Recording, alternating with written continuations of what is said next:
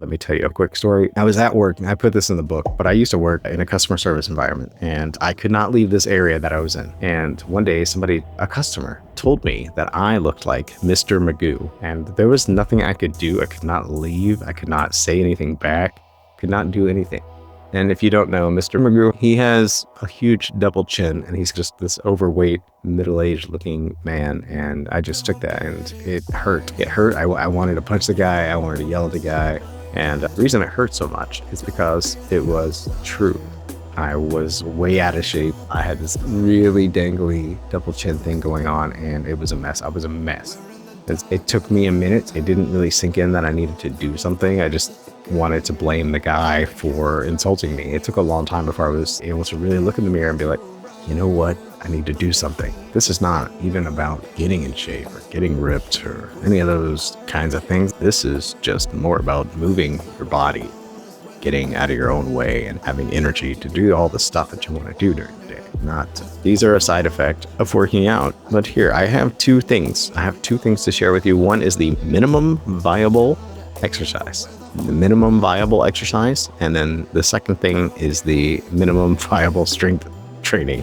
MVST and MVE. And if you do this, then you will have more energy every day. And so what I like to think of as a minimum viable exercise is something that you can do every day that's actually fun. So whatever that is for you that you can do every day, if it's go for a walk, or if it's get on your treadmill, or if it's jump on your trampoline, or yoga, or ride your bicycle, or swimming, any of these types of things, minimum viable exercise. So this is something you can have a routine so that you can build a new habit. And then later, 2 to 3 times a week, you'll want to do some sort of strength or aerobic training. Now, strength training for guys like me over 40, I'm just getting a weight and doing a few different lifts, exercises with a free weight. But you could do any type of strength training. You could actually go to a gym. That would be smart. So you could do 3 times a week. And this is where it gets weird. So I still recommend that you do the minimum viable exercise first thing in the morning. Like whatever that is for you, do it the first thing so that you get your blood flowing. That for me is the reason to do this exercise every day, is to get your blood flowing. Nobody ever talks about this, but the lymphatic system, like as being somebody that like suffers from allergies and has just goo in their face and in their body, just feeling that lymph node stuff start to move out, getting your lymphatic system moving, because you have to move your body in order for that stuff to just flush out of your system. Like it doesn't move on its own. You got to work with that. And let's talk about a harder workout situation. So if you're younger, then you may want to go to the gym 3-4 times a week, maybe every day, depending on your situation, what kind of muscles you're trying to build. This is mainly for men.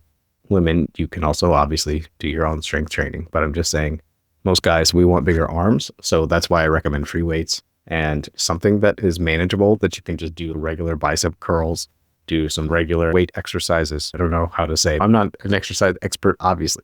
The reason this is lazy is that you're only doing 3 sets for whatever it is, like 5 minutes. So you're like 15 minutes max is your entire exercise routine at night. That's the key here. Doing a lot of heavier exercises early can run you down. And then all of the science behind strength training and exercising shows that you build and repair your muscle when you sleep, and all the benefits of all the testosterone and hormones to repair your body. And all the advantages of exercising at night are also like you won't be sore. You won't be as sore because you wouldn't have drained your muscles early in the day and then went all day on drained muscles. So there's an advantage to doing the heavier strength training at night and then doing the low-key minimum viable exercise early, just to get your blood flowing, get moving. And that's it for this video. That's just my philosophy on exercise. Now, like I said, there's other guys that are more ripped, but that's the reason I think people should do the minimum viable exercise. Like just do the minimum, and you won't see changes overnight, but as soon as you do those, you get your blood flowing, you feel the benefits of that. And then the strength training 2, 3, 4 times a week, that you will start to see results over time.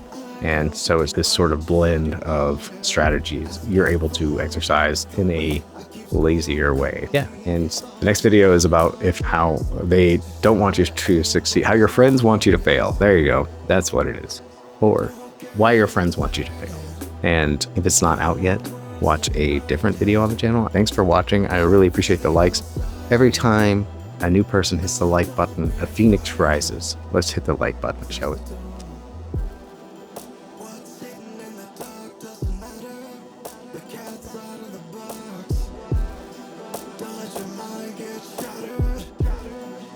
Feels like an